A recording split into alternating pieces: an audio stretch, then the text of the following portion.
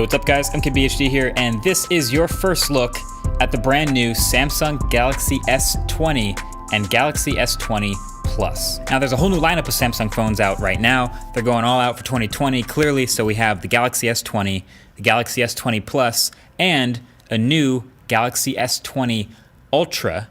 I've dropped an entire separate video on that S20 Ultra. It's the new Pro version in their lineup, but that phone starts at $1399, and we don't all have a G&a-half to spend on a new phone, no matter how nice it is. So these are the true successors to the Galaxy S10 and S10 Plus, the S20 and S20 Plus. And to me, this is actually one of the biggest jumps up I've seen Samsung take with their phones.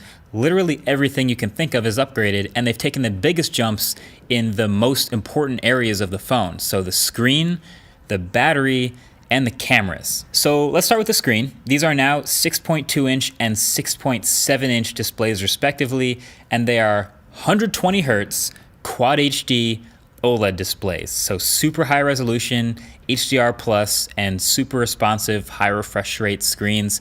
This is the train I've been telling you guys flagships are all gonna get on in 2020. And to match that super high refresh rate, Samsung has also doubled the touch sensitivity to a 240 Hertz sample rate, meaning it responds to touch input twice as fast. And the whole new speed difference is instantly noticeable. Now, obviously it's still tough for me to show you guys in this a 30 FPS YouTube video, but yeah, literally everything from swiping around the UI to opening and closing apps and scrolling and eventually, of course, gaming, everything will look and feel smoother. And I think Samsung has also tweaked some of these animations in One UI to be a bit shorter and snappier too. So you can easily tell it feels way smoother than 60 Hertz, and I can actually tell the difference versus 90 as well, which I've gotten used to. Hey, Editor Marquez here real quick with a little message, little asterisk. So Galaxy S20s at 120 Hertz are actually going to be limited to 1080p, not full resolution 1440p. So this is something I just found out later after the briefing. I didn't even really notice while using it, but if you get the phone out the box, it will be at 1440p and at 60 Hertz. And when you go into the settings to change it to move it up to 120 Hertz, it'll lock you at 1080p, probably to save battery life and power and things like that. Small asterisk on what we've learned about the phone, but figured I'd let you know. Back to the video. So, I'm super happy about the screen. And on top of all that, there's now the center hole punch you can see, which I actually prefer because unlike the corners, there's usually nothing being blocked in the middle. And it's now actually flatter, which is so unlike Samsung because they've always been the ones to push the curved glass melting over the sides. But hey, new decade, new Samsung, now this display doesn't melt over the edge nearly as much, or kind of at all. It's much more flat, and in my opinion, much more usable. And they still have the ultrasonic fingerprint reader, of course, underneath the display. Now, let's talk about battery for a second. They have increased the battery sizes on all these phones by a healthy amount too. So it's a 4,000 milliamp hour battery on the smaller S20 and a 4,500 milliamp hour battery on the S20 Plus. So they're not trying to make these phones super razor thin, which is great. They're actually just a tiny bit thicker, but it's also probably because with a huge, bright 120 Hertz display, you're gonna want all the battery you can get. So this is something we're gonna have to test, of course, when we get the phone in for the full review, but I'm at least glad to see on the spec sheet much larger cells. Plus there's still 25 watt fast charging with that charger included in the box and wireless charging too. And while we're at it, let's hit the specs. Boom, there you go. High-end CPU, an insane 12 gigabytes of RAM on all of them, expandable storage, IP68 certified. I mean, these phones are complete on the spec sheet. Not quite as wild as the S20 Ultra, but still no big shortcomings as you'd expect from a Samsung flagship. And the entire lineup is also all 5G capable, but I don't think this is quite a game changer as much as some people will try to make it out to be. The S20 and S20 Plus, they will not do millimeter wave, so only sub-6 5G. And so it'll say 5G in the corner, but we talked about this in a previous video. It's only going to be up to about 20% faster than good 4G on a good day. And so I wouldn't buy this phone just for the 5G. So anyway, let's hit the last and probably most important new piece of these new phones with the Galaxy S20, and that is the cameras. They are a huge focus for Samsung in these new phones this year, pun intended. And I haven't seen the unpacked slideshow slides yet. I'm recording this before that, but I'd be willing to bet that probably half of them, at least half, are about cameras. So you're looking at a new triple camera setup for the S20, and the S20 Plus has room for an extra depth sensor, but otherwise they're the same things here, with a new 12 megapixel main sensor at f1.8.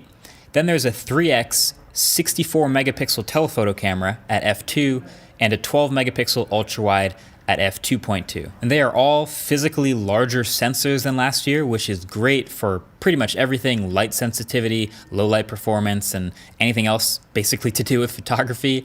And there's some serious zoom capabilities, not just optical zoom, but with software giving you a 10x multiplier, that's gonna give you a comfortable 30x hybrid zoom. And I know this isn't a video about the Ultra, but that phone has a 10x zoom, which means the hybrid zoom with software will go up to 100x, which is ridiculous. But they'll call all of this space zoom. It could have called it galaxy zoom, but I guess that works as well. But the nice cherry on top of all of this is they're all capable of 8K 24 FPS video across the whole lineup. Now, 8K video in a smartphone camera sounds incredible. Sounds like something I'd put in my dream phone, but there is a catch. 4K was already big, but 8K video is 33 megapixels per frame, which is awesome because you get the flexibility of being able to pull 33 megapixel stills from a video. But to get that, you have to have a window of a sensor big enough to shoot 8K video, which means you need at least a 33 megapixel sensor. But the main camera on these phones, like I mentioned, is that 12 megapixel sensor. It's the 3x telephoto that's 64 megapixels. So when you go into the settings and turn the video resolution to 8K like I did, that's gonna be coming from that telephoto camera, not the main camera. So it's gonna punch in a bit, as you can tell, which definitely drops it a bit on the convenience side. Also, 8K doesn't support tracking autofocus or video effects, some things to note as it says here in the settings. So they do technically shoot 8K, yes, but it's not from the main sensor, it's punched in. There's just a little bit extra to think about when maxing out video on these phones. So it's not like the dream world where we can stream 8K over 5G to YouTube without even thinking about it. Just not quite there yet. Either way though, as you can tell, with the entire rest of this phone, not a whole lot to dislike. Even a lot of the little stuff they changed, I'm liking too. They changed the button situation, so now the buttons have moved back over to the right-hand side, and the dedicated Bixby button is gone. They're also pretty lightweight phones as well. Despite their size and the bigger batteries, I was impressed with how good they feel in the hand and how light they are compared to some other big phones. And Samsung's One UI 2.0 has some neat improvements as well. Now, I'd be lying if I said I loved it. It's still far from my favorite flavor of Android, but there's still things like building a zoom preview into the camera app now. So when you're zoomed in super far, you still get that preview in the top left of what the hell you're zooming into, which is super useful. And there's other stuff like Spotify now integrated into Bixby routines, and HD Google Duo video chat built natively into the dialer, and some other stuff like the subtle new animations. And there's also a new single take mode in the camera. It's like the opposite of pro mode. Basically, instead of you doing all the hard work of taking several photos and videos, you just hit the shutter button once and point it at some action, and it'll decide for you when to take photos and videos based on, when eyes are open and faces are smiling and stuff. Seems kind of cool, but this isn't something I think I'll ever use. Call me crazy, but I like taking the photos myself. But at the end of the day, if you look back at this whole thing, you go down the spec sheet and everything they've done with this phone, it's hard to find anything you could consider a weakness or a complaint or a downside or a bad thing about this phone, aside from maybe the price. Now, of course, a lot of this is on paper and based on like the 2 hours that I spent with this phone getting this footage, but honestly, I'm excited to review this phone. Definitely subscribe to be among the first to see that when it comes out if you haven't already. Yeah, is it too early to call Samsung a frontrunner for the most improved award, just based on how many things are better about this phone? I don't know, something to think about. Either way, thanks for watching, and definitely check out the Galaxy S20 Ultra video. First link below the like button. If you haven't already watched that, check that one out too.